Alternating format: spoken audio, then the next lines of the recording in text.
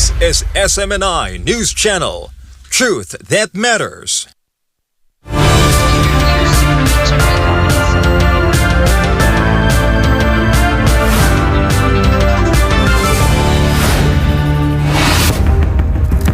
In the headlines, the second Blaan victim of the illegal search operations conducted by the armed authorities have been laid to rest. Residents of the area continue to demand justice for the horrific incident. We will take a closer look at the ongoing fight for justice in this community. Who is Pastor ACQ in the eyes of the indigenous people? Once thought to be evil by them, is actually the bridge to the Bagobo-Clata tribe sought after relief from the suffering caused by communist terrorist groups. In other news, the living conditions of Filipinos under President Bongbong Marcos Jr.'s administration has not improved. According to an economist, the ongoing struggles and awakening of the peso reflect the type of leadership of our country as in the hands of the current administration. Government abuses are also cited as a major reason why many Filipinos continue to suffer. For our top global stories, in Thailand, authorities have arrested members of a notorious transnational scam gang known for swindling billions of dollars from its victim. And Iran deploys new warships capable of operating on the high seas and confronting its adversaries in the region. I'm Franco Baranda. Newsline World starts now. The second indigenous Blaan who died after the illegal search operation by PNP-SAF in Kitbug, Malungon, Sarangani Province has been laid to rest. The details in this report from Jean Domingo. This is Purok Biangan, a part of Sitio Kitbug, several kilometers away from the KOJC religious compound. Yet the armed police still illegally barged into the homes of our fellow Bilaan residents here last June 10. Residents suffer intense fear and trauma, and up to this day, the aftermath can still be felt. This place is full of agony, as one of the victims has been laid to rest. This is Purok Biangan, part of Sitio Kitbug, which together with Purok Buyubuyo was illegally entered by the PNP-SAF on June 10th. This was the date when the armed CIDG and SAF simultaneously raided the 4 religious compounds of the Kingdom of Jesus Christ. They did not have a search warrant for the area, so their entry can be considered illegal. And the homes of the Blaan residents outside and far from the KOJC religious compounds were not included in the places that should have been searched. But why were they searched and forcibly evicted by the armed men at 3 o'clock in the morning? These are questions that remain unanswered until now, but they have left behind fear, deep trauma, and claimed 2 more lives. On June 11, Aurelio Lagunsay, an elderly indigenous Blaan, passed away. According to his son, William Lagunsay, after the raid, the fear in his father never went away. He stopped eating until he eventually died. And the trials for the community did not end there after June 10, because aside from the intense fear and trauma, whenever they see the police, just days before William Lagunsay's father was laid to rest, his wife also suffered a medical attack and had to be brought to the hospital.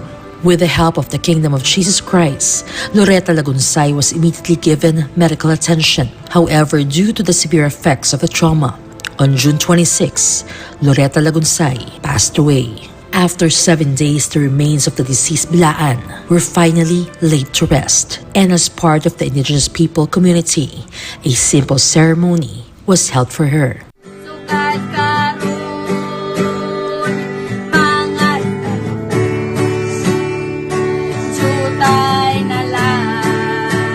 Kung buot na ko, huna-hunaon, gikan sa una, ang pagtagad niya sa akong bilang nga magtiayon, dili lalim. Mawad ag asawa, mawad ano, pinahas kinabuhi. Sakit ka isa huna-huna. Pero, ako lang giantos, kay kabalon ako, na anak ko da siya gingharian, pinagi sa mga pulong sa amahan. Ito ginasiyang tinihog na anak. Unang ang mga pulong ni Pastor, nagsiyang amahan dari sa akong kasing-kasing. Here, her family members and friends poured out intense emotions and grief. Medyo sad ate, pero sakit man sa kuha na halos dili na ako madawat ang nahitabo kay mama, pero tungod sa mga pagtudlo ni Pastor, murag na haygan ko na piskan di na ko madawat, dawatan na lang na ako. Mensahe sa iya, wala na may mahimo kay gikuha naman siya sa amahan gikan sa mua, pero masakit jud kay murag pinugo siya gikan sa pagkuha sa amahan sa iya.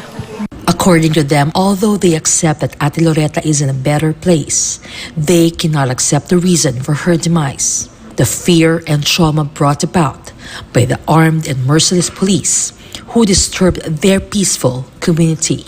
Yung kasi hanggang pag-hospital ni Mama, pagdating hindi ako umiyak.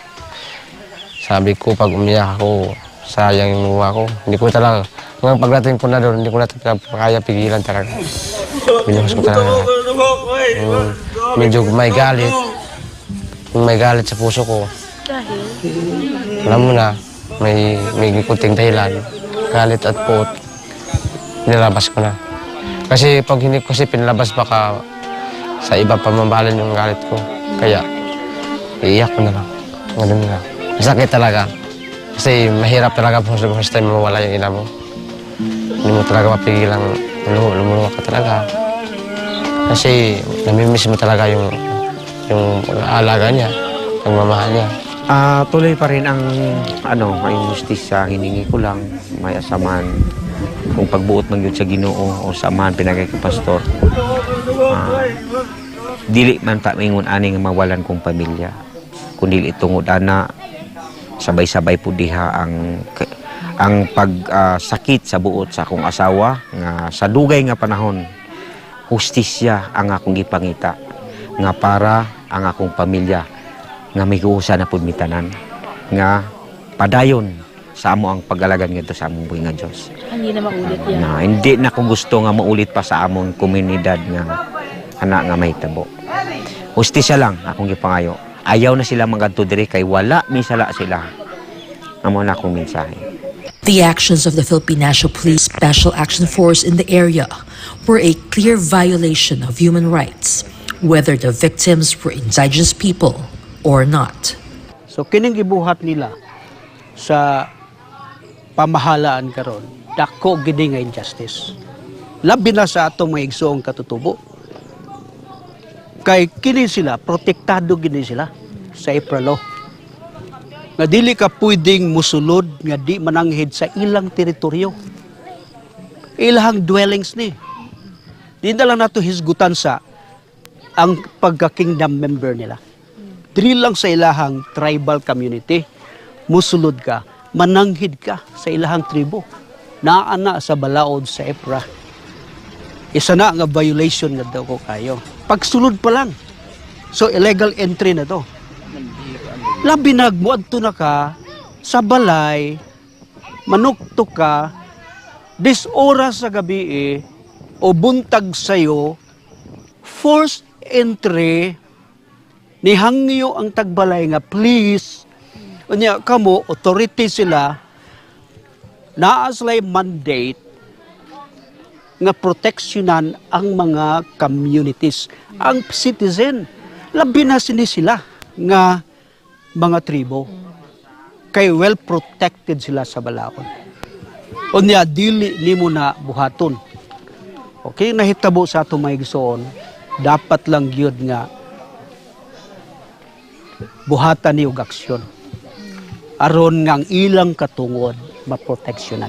According to the residents, this was the first time they had seen armed police officers enter their homes. So this incident will not easily be forgotten in their minds.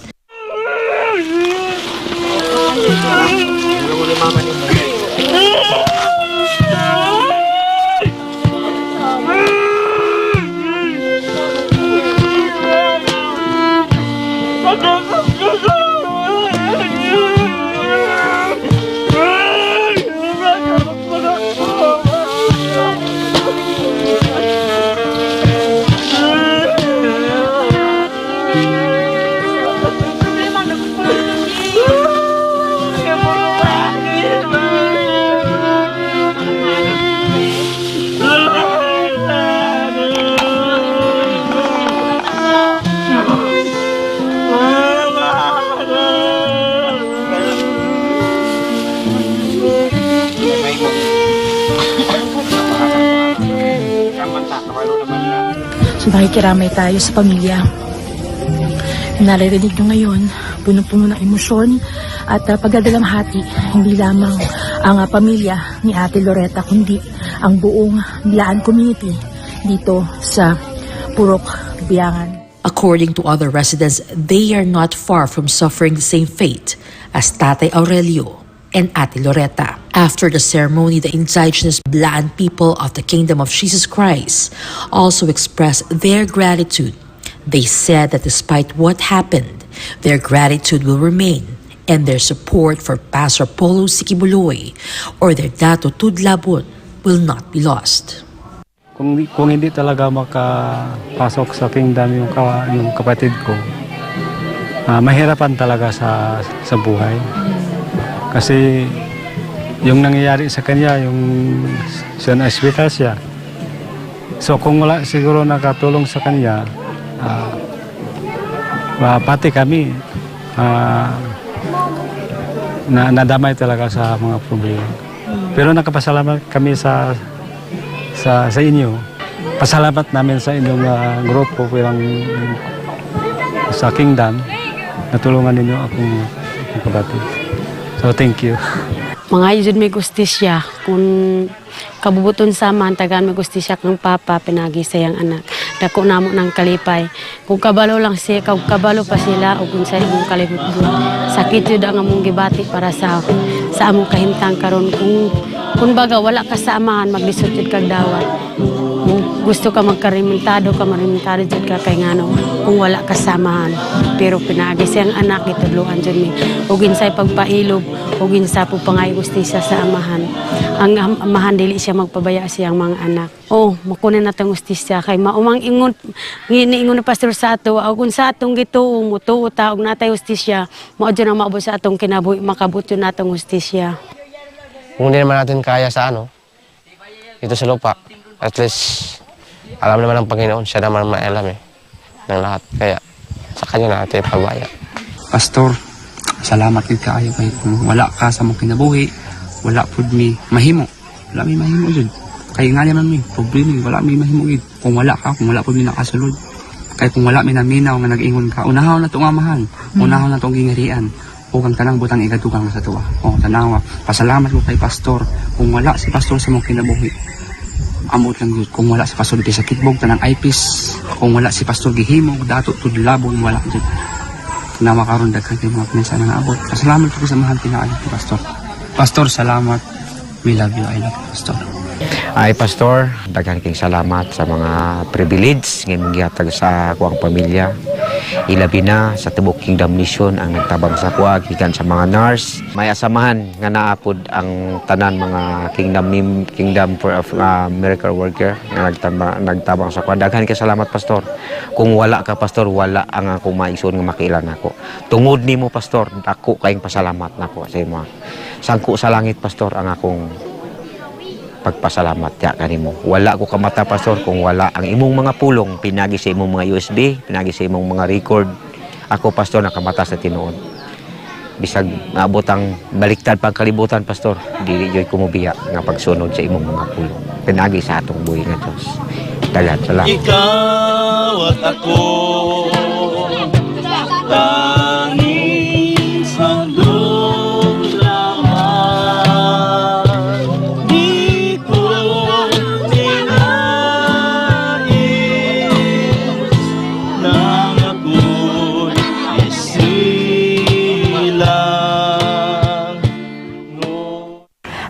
many more must perish? Until when will the rights of our Bilaan brothers and sisters be trampled upon? When will the fear brought by the PNP-SAF who came here disappear? These questions remain unanswered, but one thing is certain. Under the leadership of Pastor Polo Sikibuloy, the fight will continue until justice is served. From Malungon, Sarangani Province, I am Jane Domingo for God and my beloved country. Meanwhile, residents of Cebosa, Matanao, Davao del Sur were alarmed when 6 private vehicles carrying the Philippine National Police personnel suddenly arrived at a residence. Homeowners are questioning the legality of their operation. Jason Rubrico reports.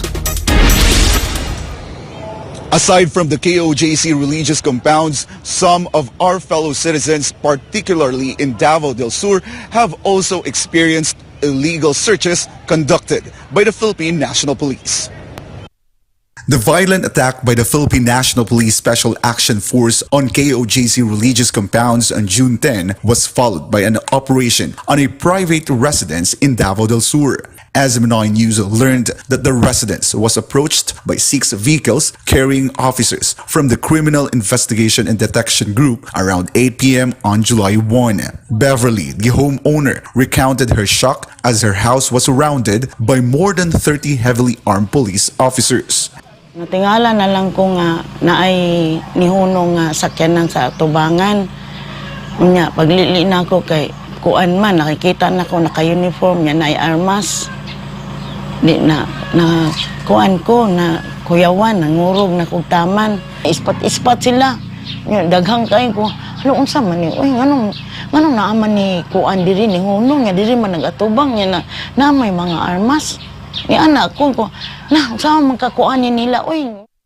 Frightened, Beverly called her nephew Aljun, but the police almost did not let him in because it was supposedly not allowed.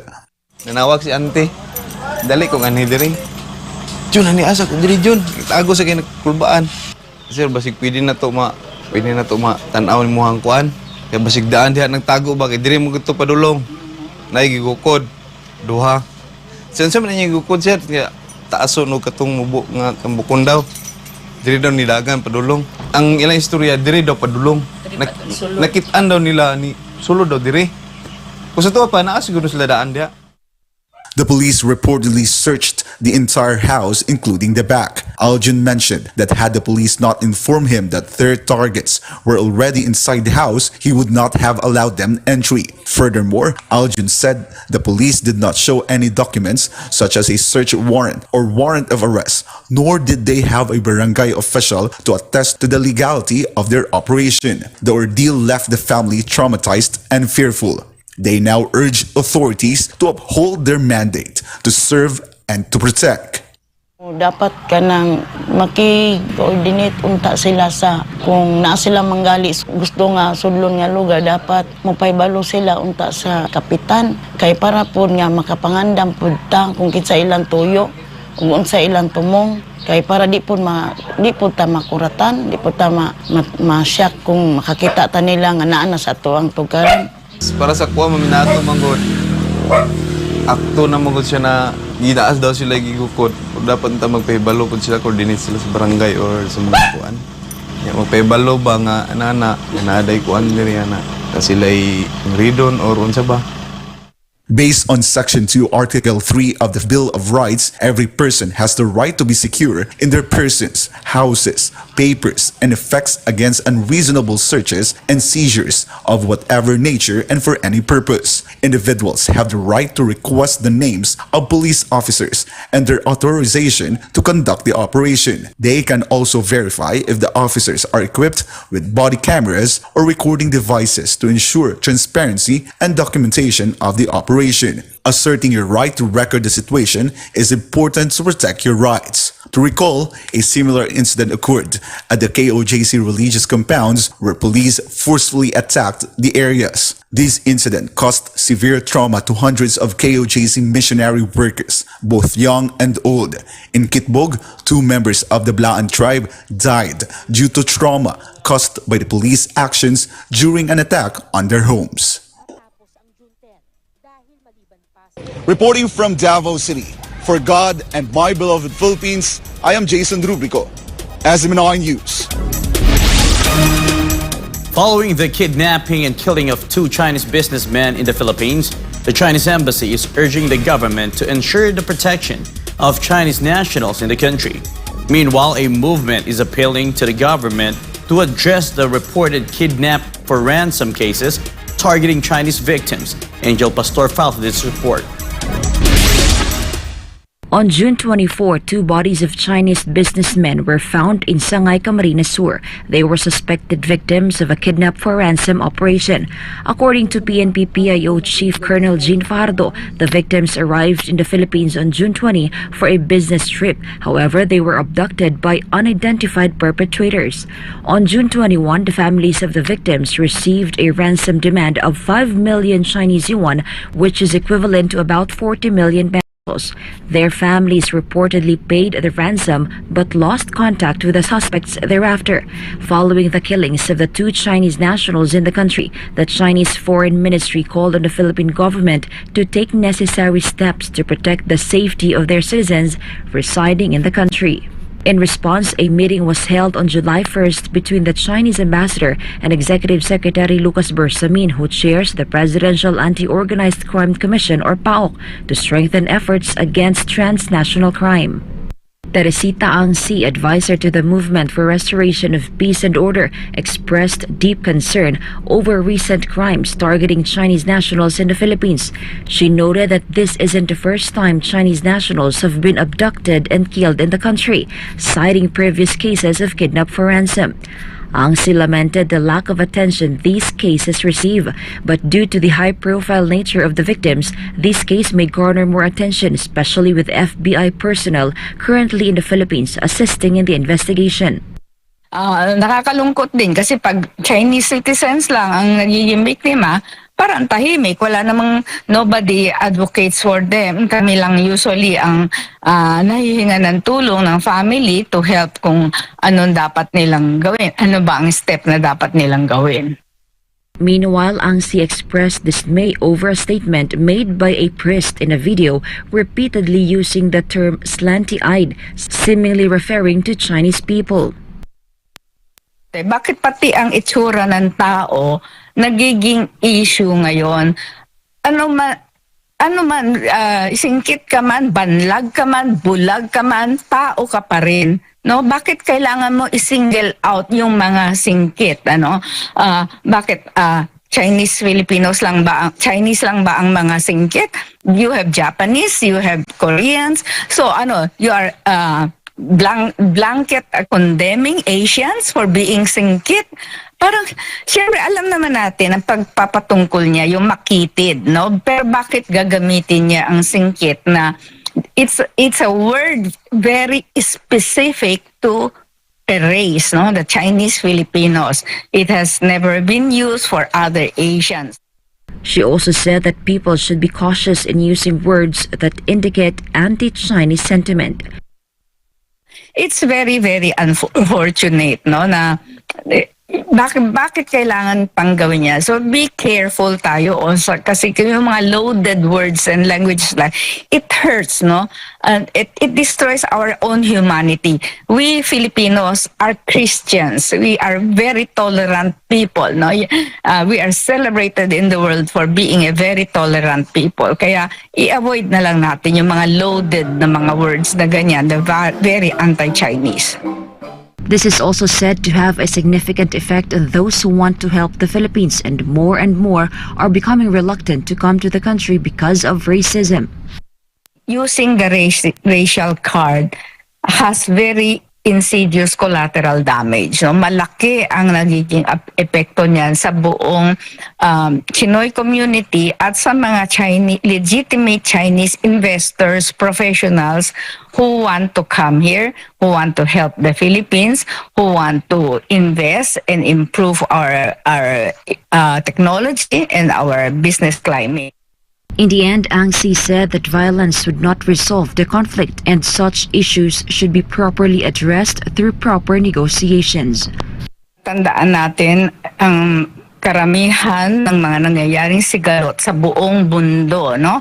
Ukraine and Russia, the Hamas and Israel, maraming nangyayari niya, yung mga Houthis, and the Middle East.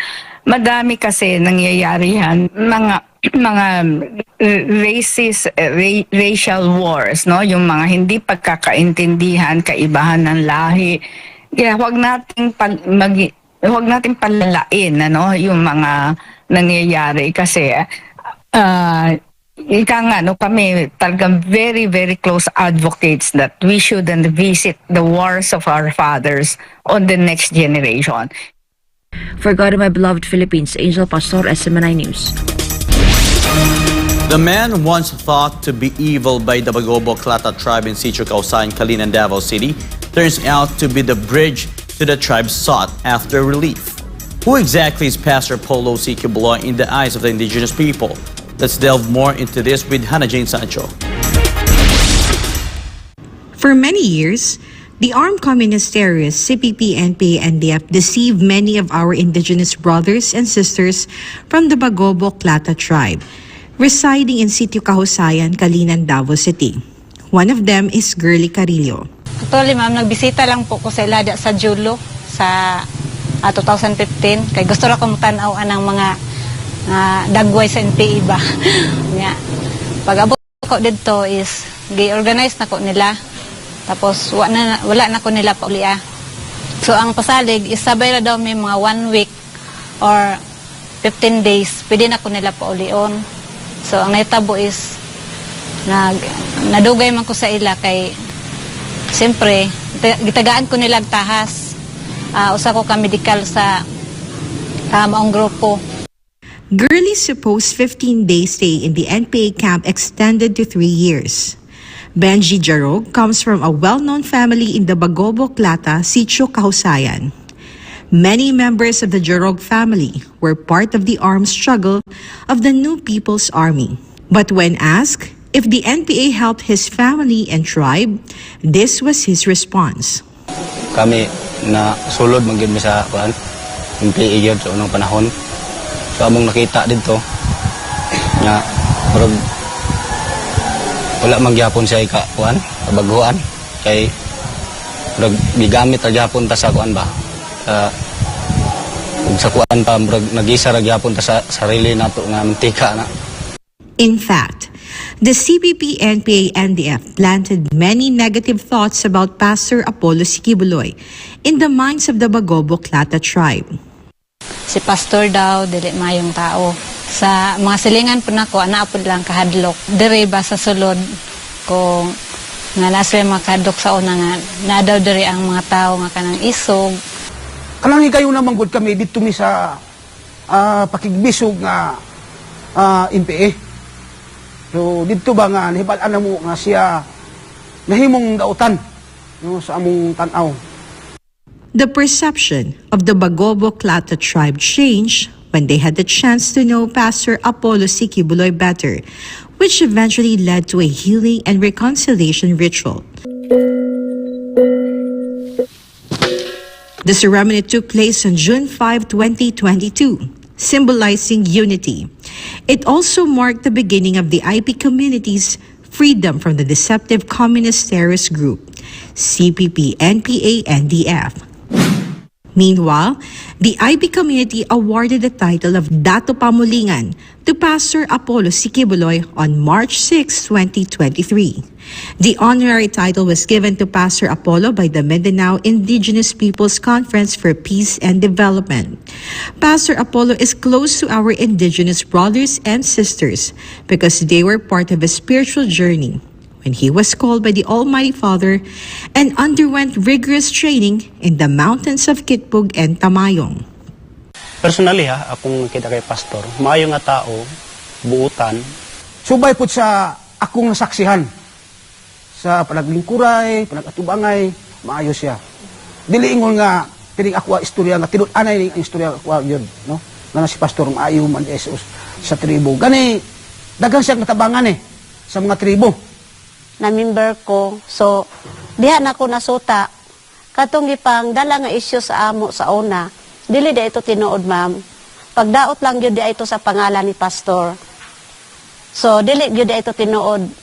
Once nga diha nga na member ko ni pastor, nakita na ko diha kang pastor, ang iyang pagkamaayo. Maayo siya nga tao, dili daotan iyang tumong, kundi para gyud sa kaluwasan sa kalag sa mga tao. Para sa kalag yun ang iyang tuyo. Tingami sa mga isyo nga ingon ana nga gihatagan si pastor sa kadaghanan nga isyo nga mga sala nga sa ako lang kabahin Anong tagaan man si pastor og sala nga wala man gani nagsulod og pamilya. Meanwhile, Rene Suhat, a member of the Bagobo Klata, who has been with Pastor Apollo Sikibuloy on Glory Mountain for almost a decade, insists that the accusation against the good pastors are baseless. Sa kung pagtanaw ka ng naay makauban ni pastor diri, nindot. Pag abot sa side sa mga bata, ingon sa amahan gyud si pastor sa mga bata. Nagtupod sa mga babae. So murag inahan, amahan siya nga manudlo ana. Nga hangtod nga miabot sa amo nga isip mga hamtong na. So muna nga kanang ingon nila nga dili may si pastor. Para sa ako dili na tinuod. Pangdaot na kang pastor. Pangdaot na. Kay kami pila na sulod ng 8 ka tuig na. Wa gid koy nakita ng pastor nga nanudlo nga pangawat mo, pagpatay mo, panulis mo wala. Kay dili ka na ang iyang misyon. Kung dili ang iyang misyon mutudlo sa pagkamatarong. Even Henry Ombol, who has been with Pastor on Glory Mountain for many years and has been persuaded many times to leave the good pastor's side because attacks on the KOJC religious compounds would happen someday. Why didn't he leave Pastor Apollo? Tugod kay dili basta-basta biyaan ako siya. Kay tungod kay ang kaluwasan manggod una-una magnasabtan ang kaluwasan sa akong kalag. Mo na akong gibarugan una-una. Ang pag-abri ni pastor sa akong salabutan nga nakaila ko nga naay amahan apoy anak, appointed son. So mo nang giingon nako na mamatay og babuhi, ingko amahan, mo to ako gipasilihan kanunay. Kay nakaila ko kang pastor. The goodness of Pastor Apollo Sikibuloy or Dato Pamulingan is forever etched in the hearts and minds of the indigenous people from the Bagobo Klata tribe. No accusations and slander by those who wish to bring down Pastor Apollo and the Kingdom Nation will change how they view the good pastor. The goodness and love they see from Pastor Apollo prevail above all. For God and my beloved country, the Philippines, this has been Hannah Jane Sancho, SM9 News. Up next, in Indonesia, a group of hackers surprisingly issued an apology after launching a massive cyber attack in the country. The incident reportedly compromised the national security and crippled hundreds of government agencies in the country. And suspended Mayor Alice Guo was a no-show at the Department of Justice's preliminary investigation. Guo was given 15 days to submit a counter-affidavit which she must personally file before the DOJ panel. More news when Newsline World returns.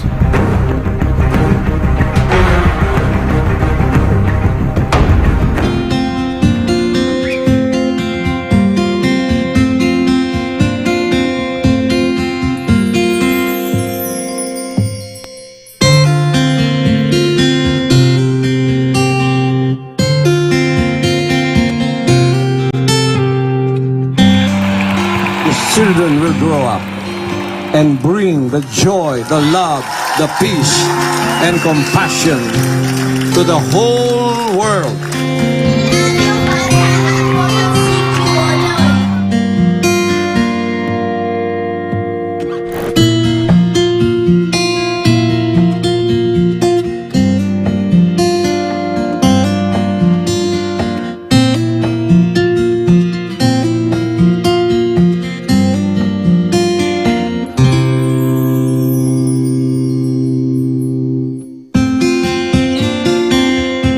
We only have one planet.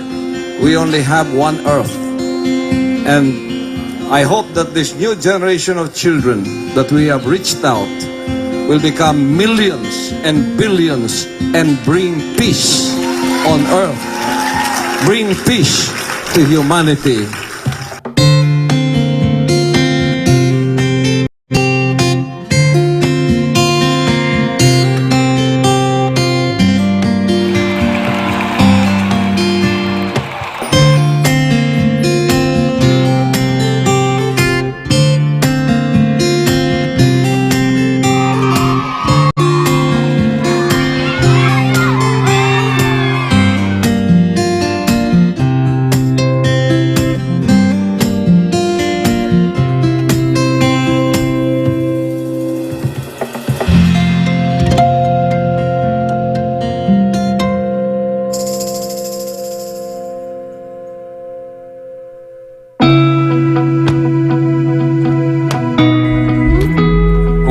tatanungin, kahit saang aspeto, gusto ko garantisado.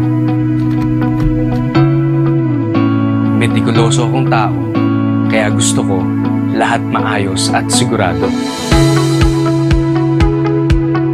Lahat quality, yung hindi ako makukompromiso, pero sulit ang presyo. Ganyan ang clean fuel. Kaya dito, panatag ang loob ko.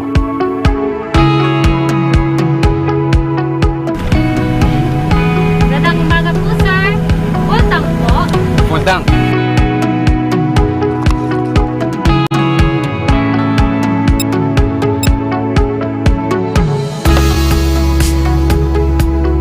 Kung gusto mo ng dekalidad na gasolina pero sulit ang halaga, mag-clean fuel ka.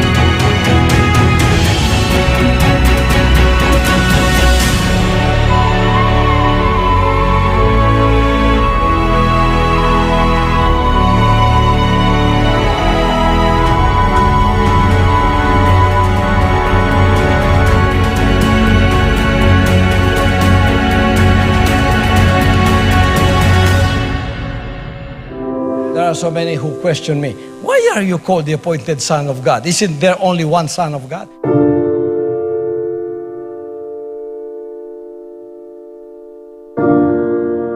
Don't you know that all of you are sons of God? Children of God, all of you. Children of God, sons and daughters of the Father Almighty.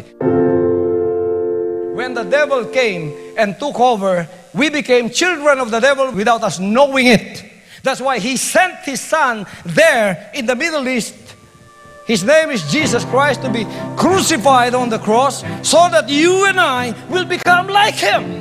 I am from a Gentile nation. You are from a Gentile nation. My father and mother are pure human beings.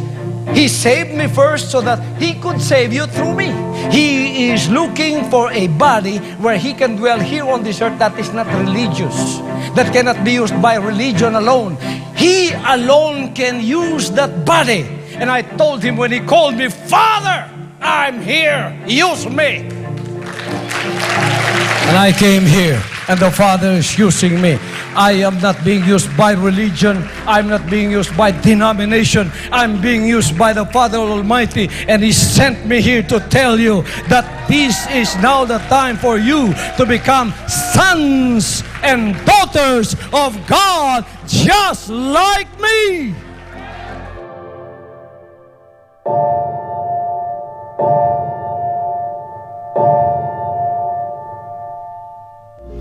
Anything that tries your faith and puts you on the spot of deciding whether to continue or to stop is a fire.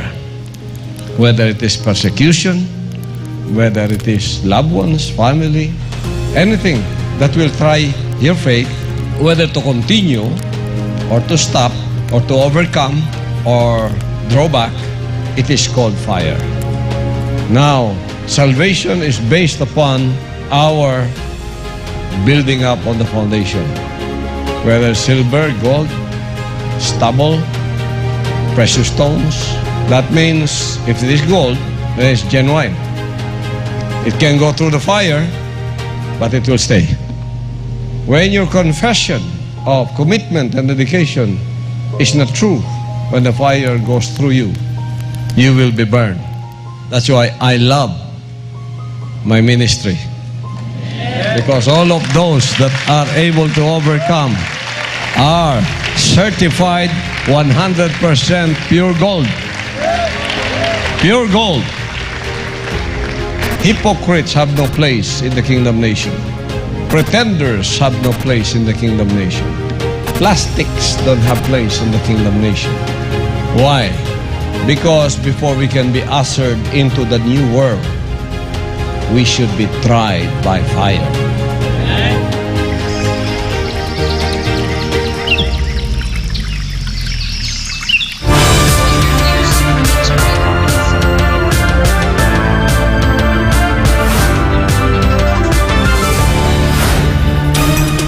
An economist explained the reasons behind the continuous decline of the peso against the dollar.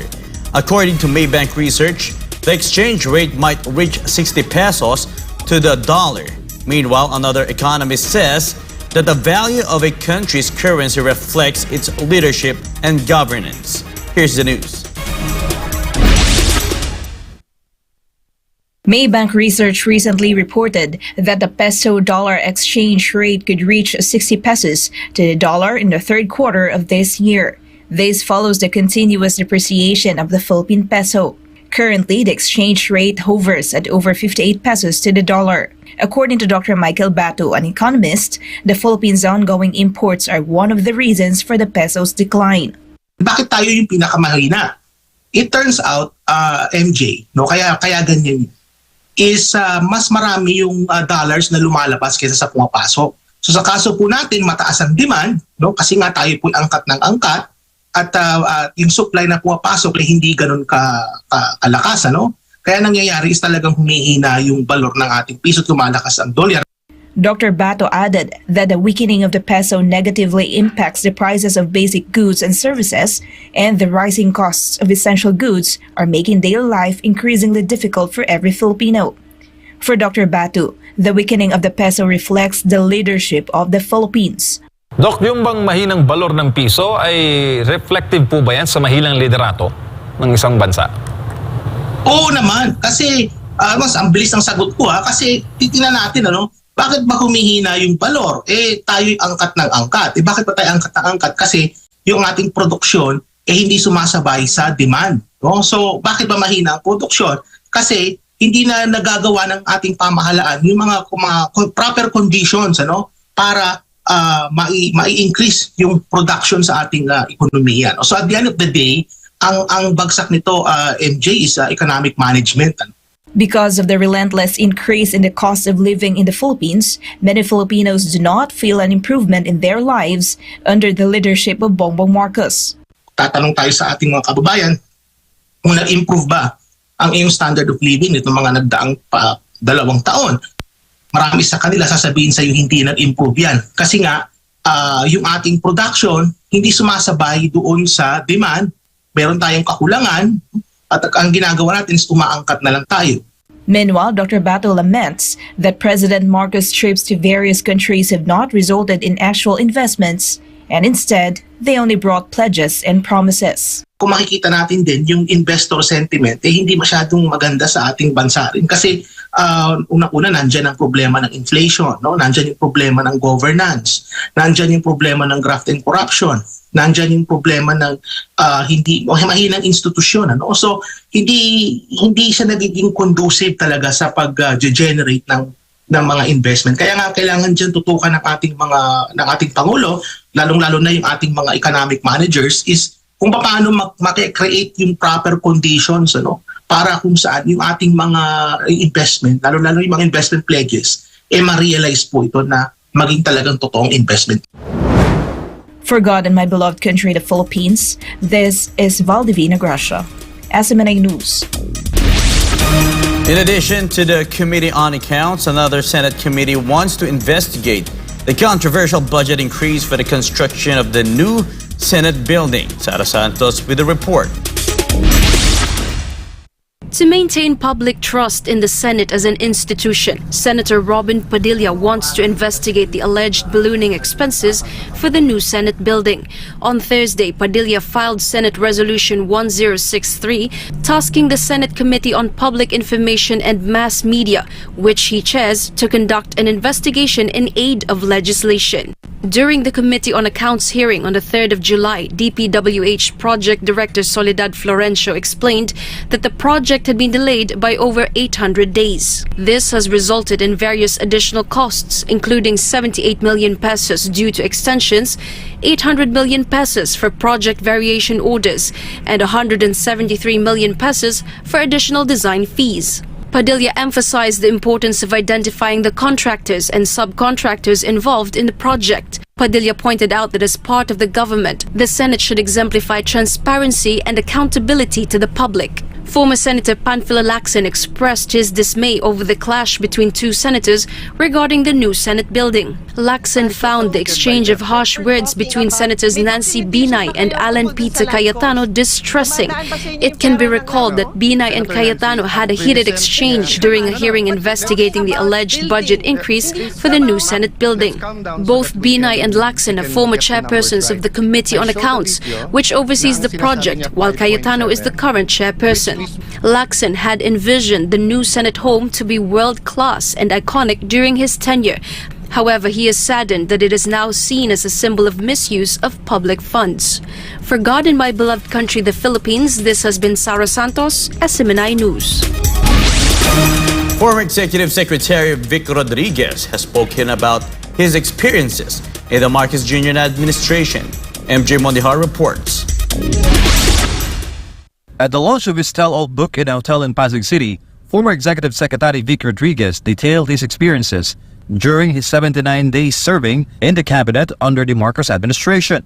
Rodriguez is a close friend who served as Chief of Staff and Chief Strategist for Marcos during the 2022 elections.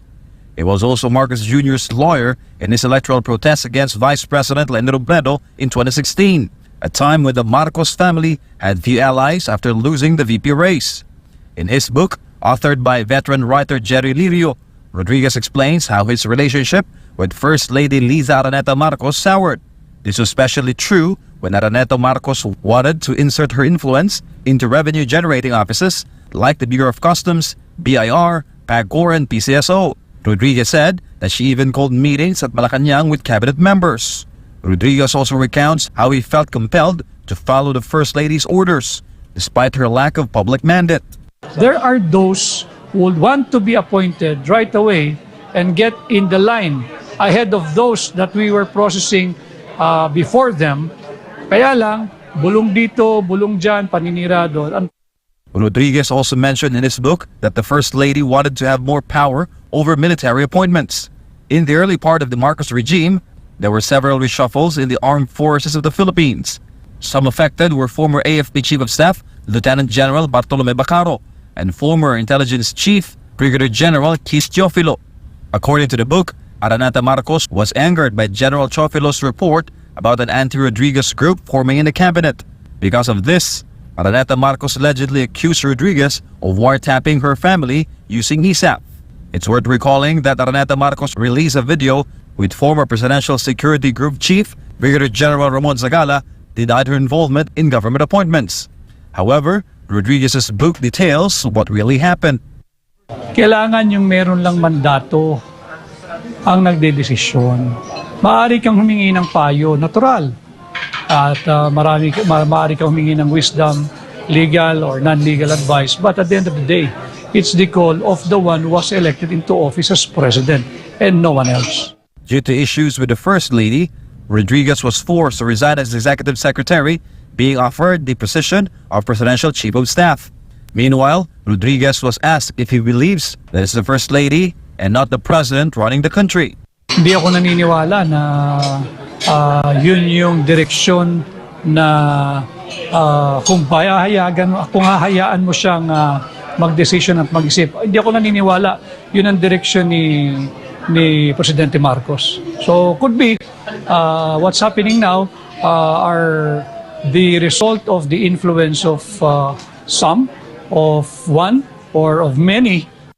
Rodriguez also answered whether he thinks Marcos Jr. should resign. This comes amid intense public pressure from the Maisug peace rallies held across the country and around the globe. Ferdinand Marcos Sr., for all his many shortcomings, meron din siyang objective game looking at him.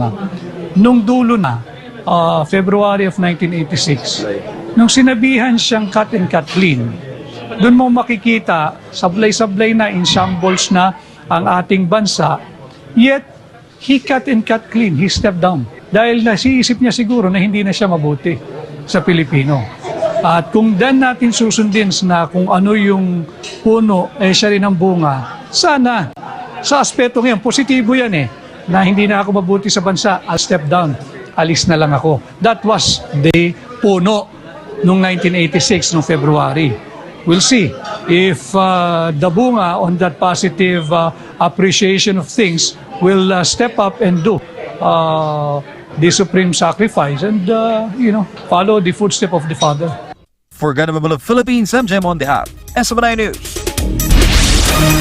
Bamban Tarlac Mayor Alice Guo failed to show at the DOJ hearing with only her lawyer attending the initial preliminary investigation regarding the human trafficking complaint against the suspended mayor.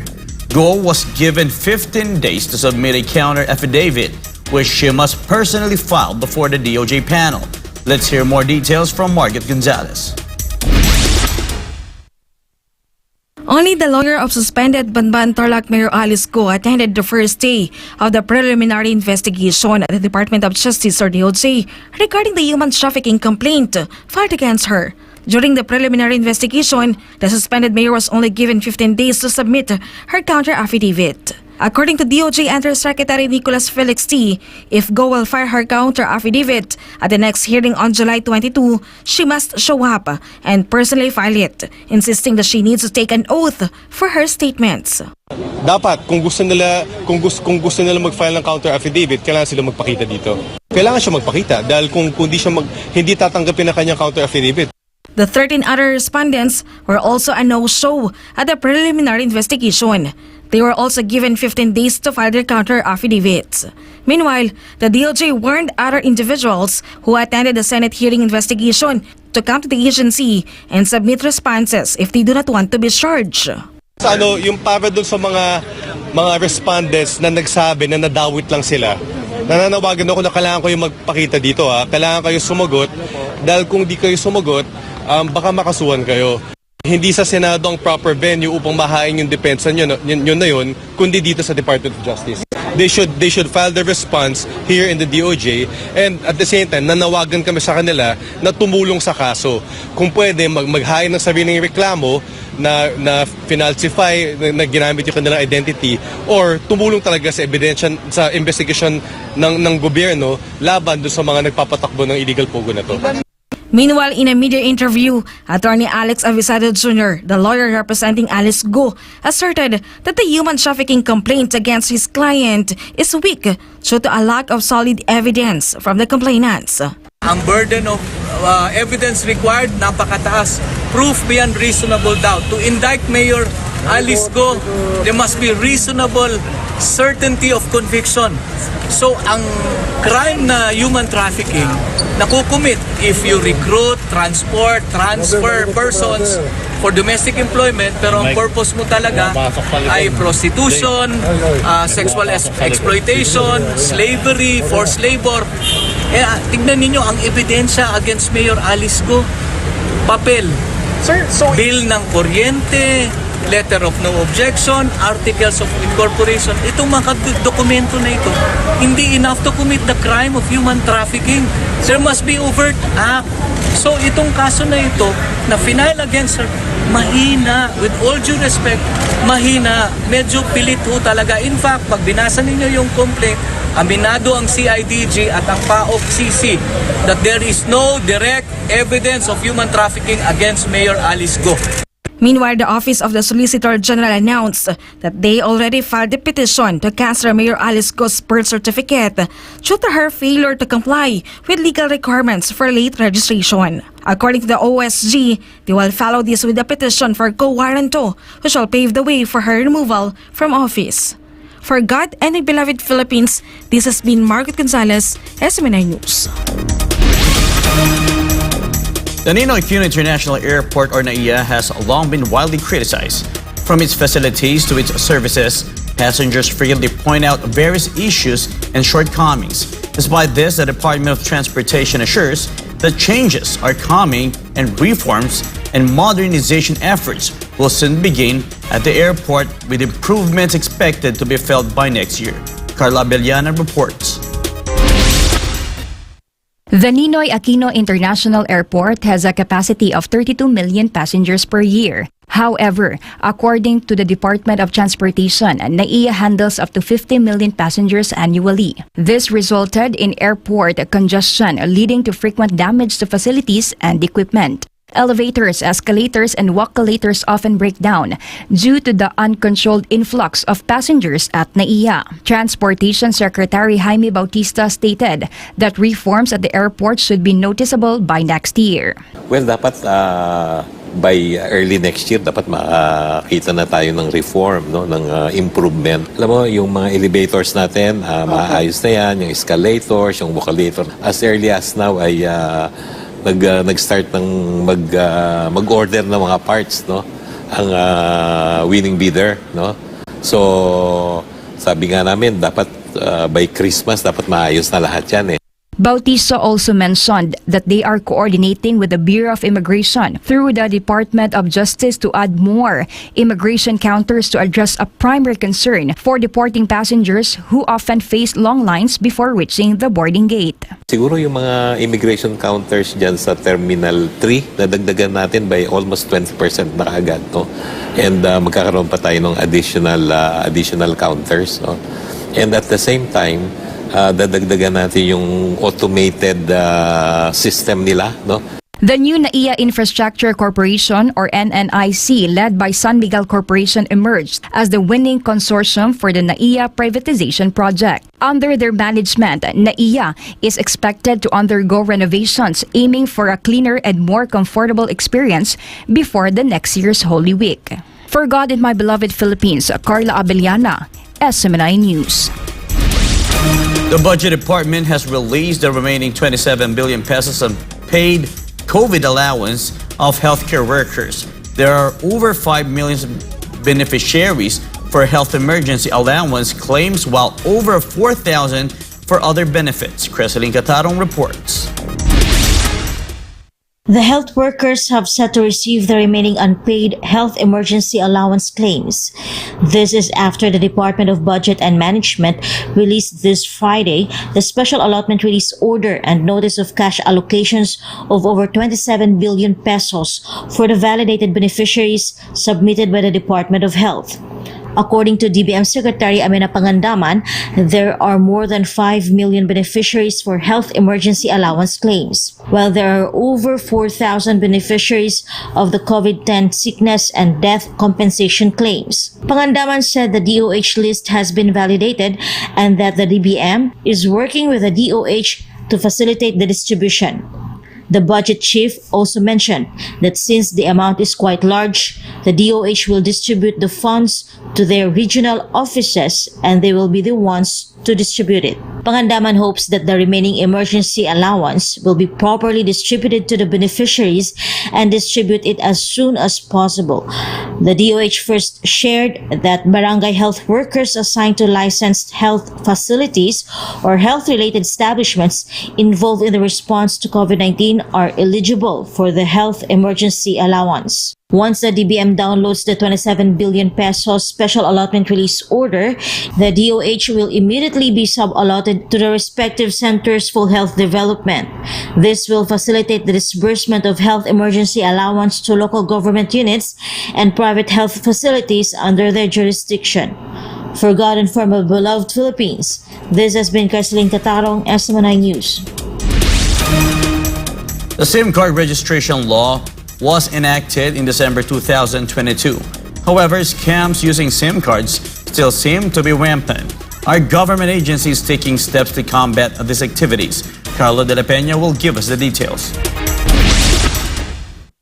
It has been nearly 2 years since Republic Act number 11934, also known as the SIM card law, was implemented in the Philippines. The goal is to curb the number of scams by requiring SIM card registration.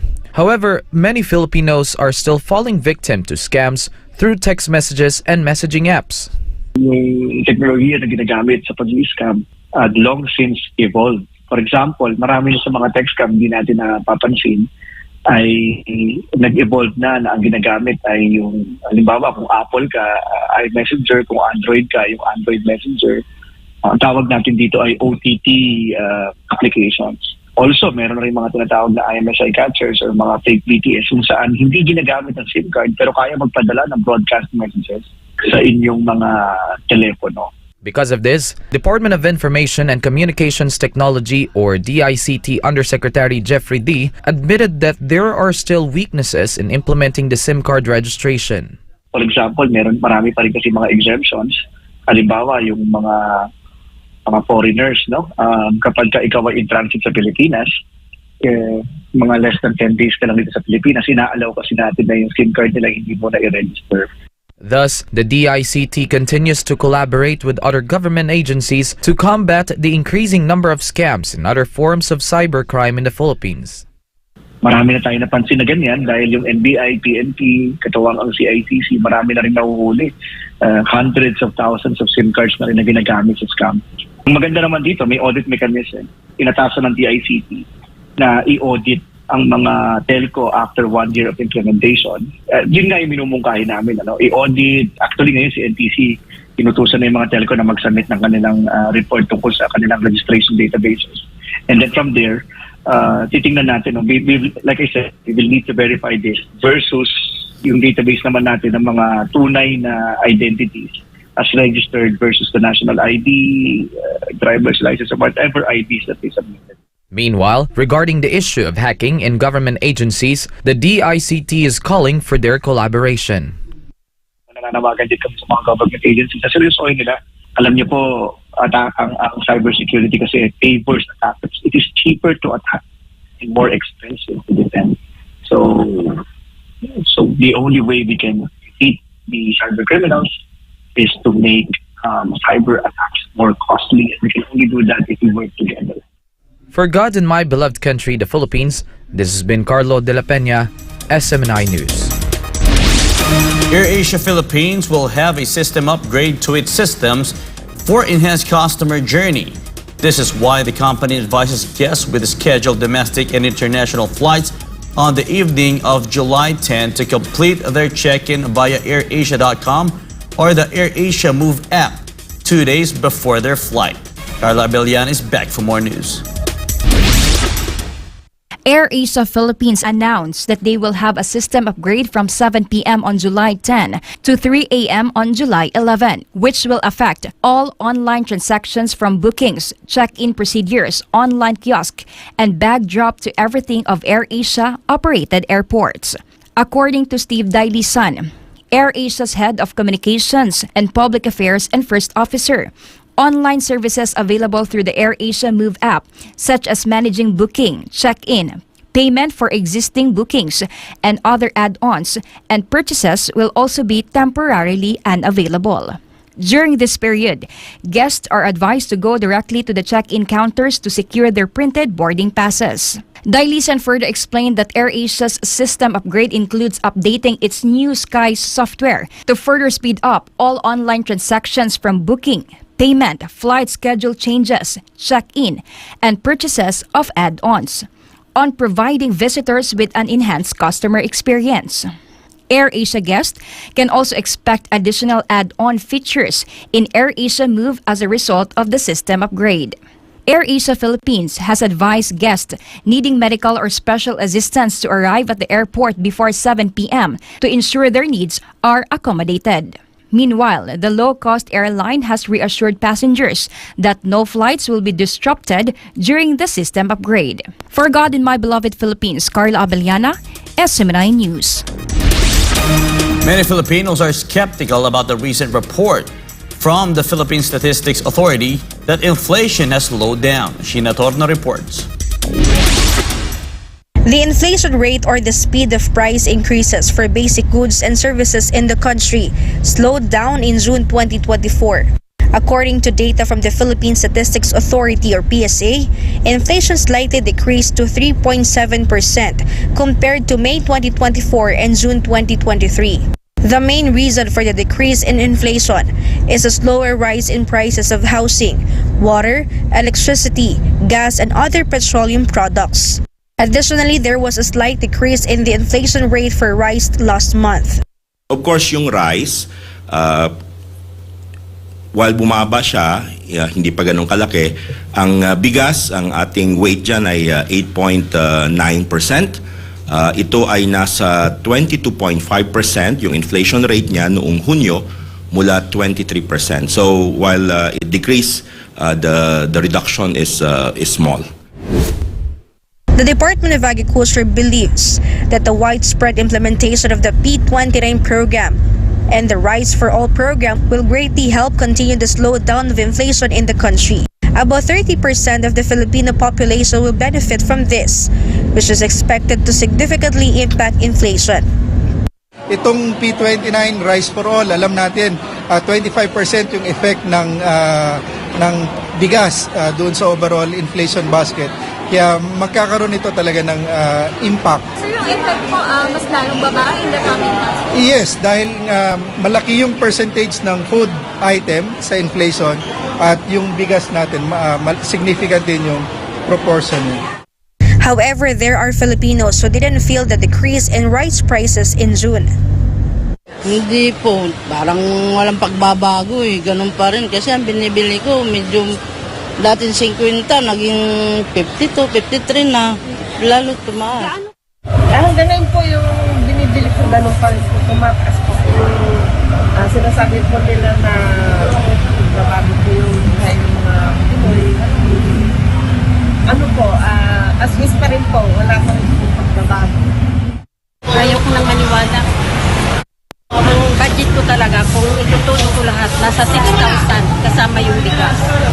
For 2 weeks na yun. Hindi po, 1 week lang yan ng 6,000 ko. For 1 week lang yan namin. Dahil sa sobrang mahal po. On the part of the Philippine Statistics Authority, they cannot yet say if inflation in the country will continue to slow down in the coming months. They say that various factors still need to be considered that may affect overall inflation. For now, although overall inflation has decreased, inflation for food and non-alcoholic beverages, especially vegetables and pork, has increased. Yung meat weight ay second siya sa mataas na dito sa ating food basket. Ito ay may weight ng mga 6.4%. At yung vegetable, mga 2.8%. Ito yung mga pwede nating risk factors para sa future inflation, in particular itong month of July. For God and for my beloved Philippines, this has been Sheena Torno, SMNI News. AFP Chief of Staff General Romeo Bronner Jr. has ordered the inclusion of Philippine flag patches in battle dress uniforms of Filipino soldiers. Paul Montibon reports. As a symbol of national pride, AFP Chief of Staff General Romeo Bronner Jr. announced that the Philippine flag patch to be an integral part of the AFP white battle dress. This initiative aims to reinforce patriotism and solidarity as a visible reminder of AFP's commitment to upholding the Philippine sovereign rights and territorial integrity. This aligns with the broader efforts of President Ferdinand Marcos Jr. to foster national pride and unity among Filipinos.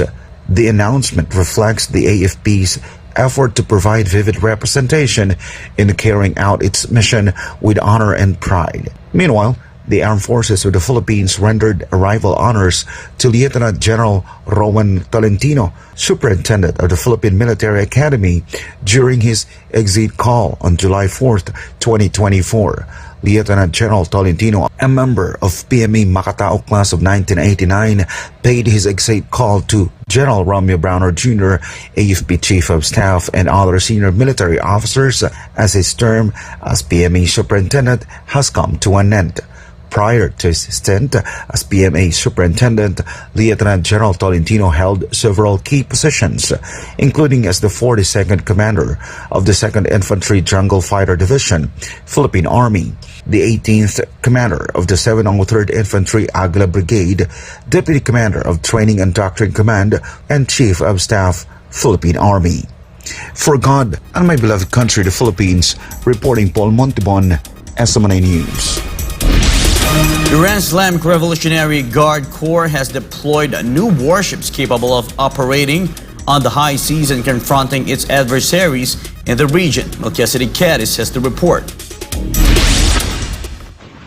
IRGC, a branch of the Iranian Armed Forces, has commissioned hundreds of new warships in the past 3 years to keep up with the advanced weapons of its adversaries in the Persian Gulf and beyond. Over the years, the IRGC introduced newer variants of the missile, rocket, and heavy machine gun-clad speedboats that served as the backbone of its Navy fleet. But since 2022, the Navy branch of the Iranian Armed Forces commissioned new classes of warships capable of operating on the high seas. Among this collection of military vessels included the Shahid Madavi, a converted container ship which is reportedly equipped with long-range missiles and an air defense system. In January 2024, Iran successfully tested 2 Fateh-class ballistic missiles aboard the container ship Shahid Madavi. The IRGC has now reached around 25,000 personnel since it was founded in 1985. It was tasked with the security of the Persian Gulf and operates alongside Iran's land-based missiles and aircraft. As tensions soared between Israel and Hezbollah, Iran warned that attacking its proxy group in Lebanon will lead to an all-out war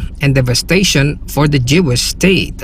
Reporting from Kuwait, I am Melchizedek Cadis, your global citizen correspondent for God and for our beloved country, the Philippines. 2 of the most active volcanoes in Italy have erupted, causing severe disruption among thousands of travelers and alert levels raised. Catania Airport in Sicily was temporarily closed after Italy's Mount Etna and the smaller Stromboli volcano erupted. At least 90 outbound and inbound flights have been cancelled, which in turn affected around 15,000 passengers. Mount Etna, one of the most active volcanoes in the world, displayed intense activity in recent days. Standing at almost 11,000 feet, it is Italy's tallest peak and has erupted multiple times in decades. Almost 200 kilometers away lies Mount Stromboli, which also spewed hot ash and lava. The 924-meter stratovolcano erupted after a gradual increase in volcanic activity was observed in recent days. Italy is the only country in mainland Europe that has active volcanoes. Iran-backed group Hezbollah fired more than 200 rockets towards Israel after one of their senior commander was killed in an Israeli airstrike. Let's hear more from this report from Gratero Mori. Several military bases in Israel were pounded with rockets and drones in retaliation for the killing of Hezbollah senior commander Mohammed Namen Nasser. About 200 projectiles and more than 20 attack drones landed in the Israeli-annexed Golan Heights and other territories. Israel military said it had intercepted some of them. One Israeli soldier was killed in the attack.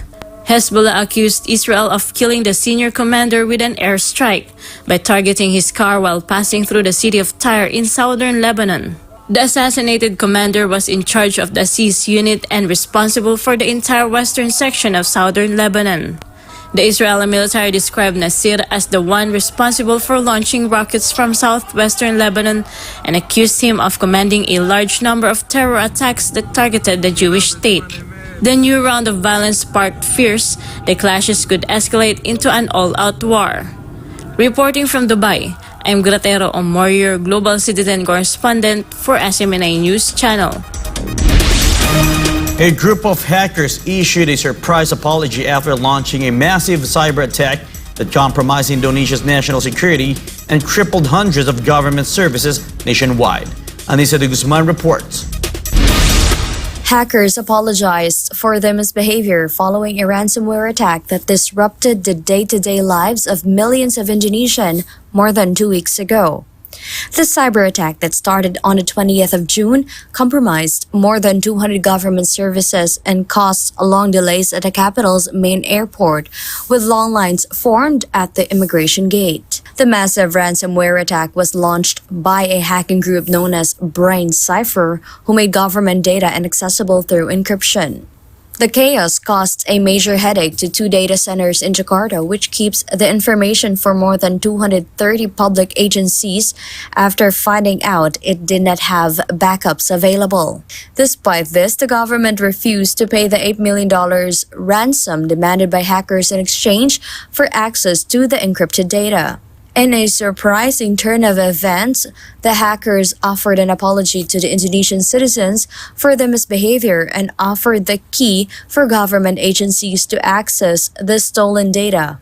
The hacking group said they are hoping that the incident will serve as an important lesson to finance the cybersecurity industry and to recruit qualified specialists, adding that their attack was not political but a test of vulnerability of the country's cybersecurity systems.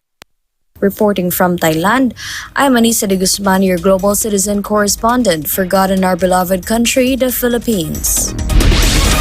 Several members of a call center scam gang operating in Thailand were arrested, and another assets worth 30 million baht were also seized. Chat Mongkong Pisa Mai Goson reports.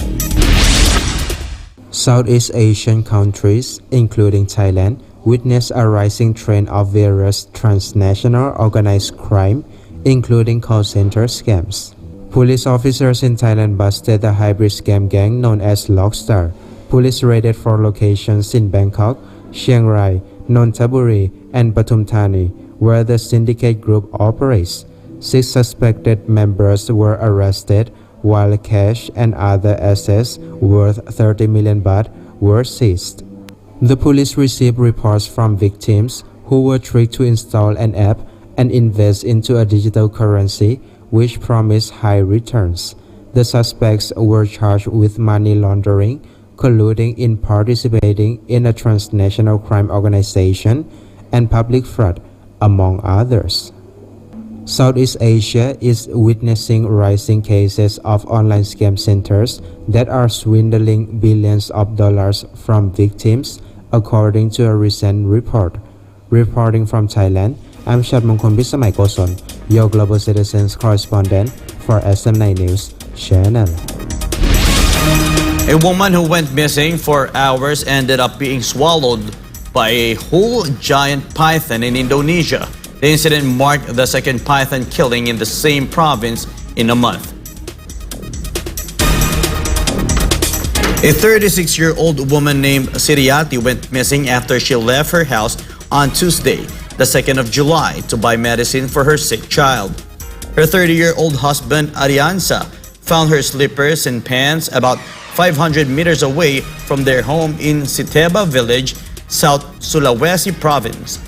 The husband became suspicious after he spotted a giant snake nearby with a very large belly.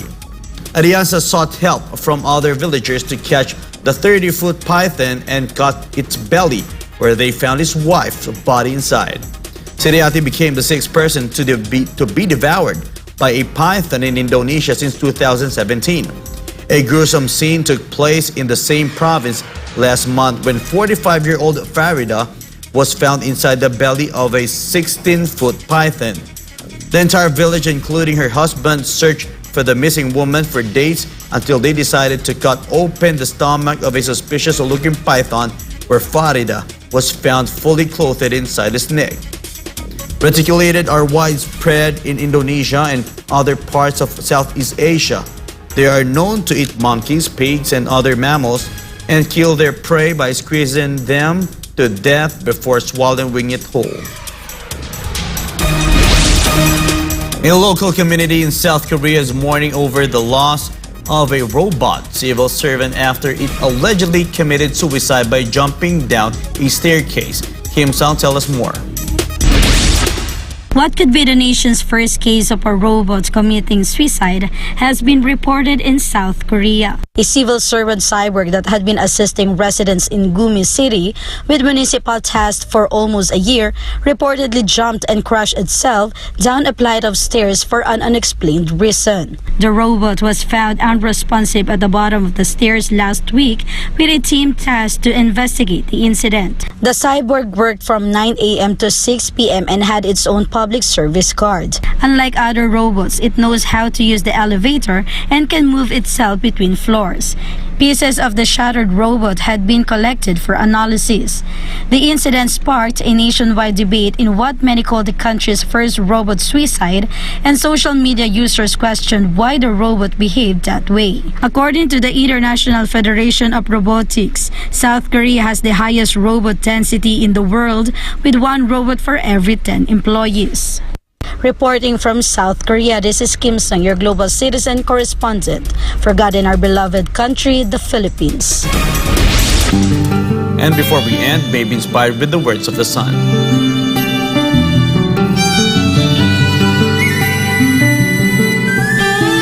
The Word of God is the most important thing and factor in the life of an individual.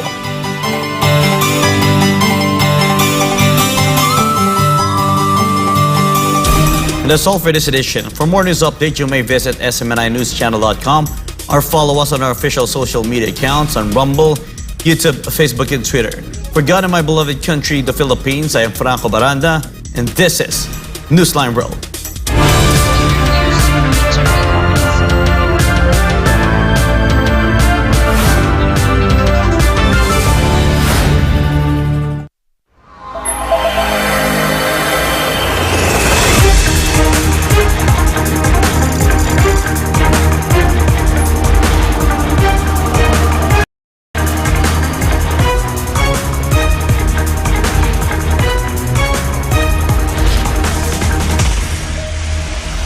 This is SMNI News Channel.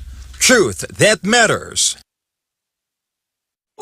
Subscribe to SMNI News Channel and turn on the notification bell to keep you up to date. Also visit our official social media accounts and join our community on Viber and Telegram.